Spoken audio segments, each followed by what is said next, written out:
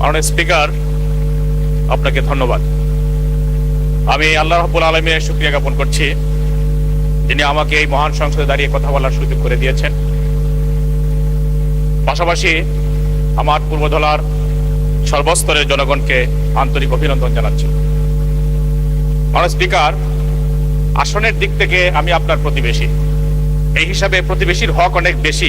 আমি অনেকক্ষণ যাবত আশা করতেছি আমাকে সুযোগ দিবেন, ভবিষ্যতে আশা করি সেই সুযোগটা আমি পাবো।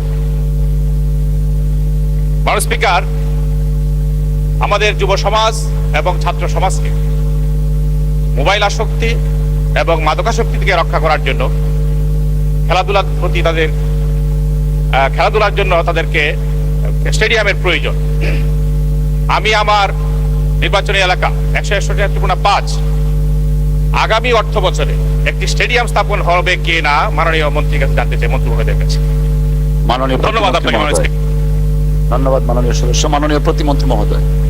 আমরা আসলে স্টেডিয়াম না, অবকাঠামোকে বেশি গুরুত্ব দিচ্ছি না মাননীয় স্পিকার। আমরা গুরুত্ব দিচ্ছি আমাদের খেলোয়াড় একটি সুস্থ জাতি গড়ে তোলার জন্য, আমাদের যুব সমাজ, আমাদের সন্তানরা কিভাবে বেড়ে উঠবে একটি সুস্থ মননশীল মানসিকতার মাধ্যমে, সেটিকে আমরা সর্বোচ্চ গুরুত্ব দিচ্ছি।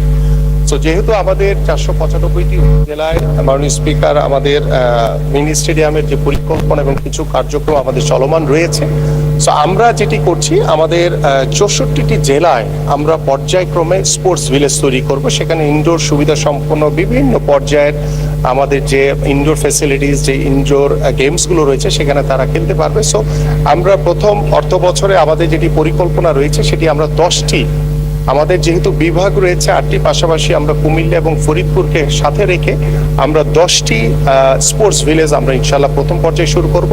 পর্যায়ক্রমে ইনশাল্লাহ আমরা 64টি জেলায় আমাদের যে স্পোর্টস ভিলেজ রয়েছে সেটা আমরা ইনশাল্লাহ নির্মাণ করব। ধন্যবাদ মাননীয় স্পিকার।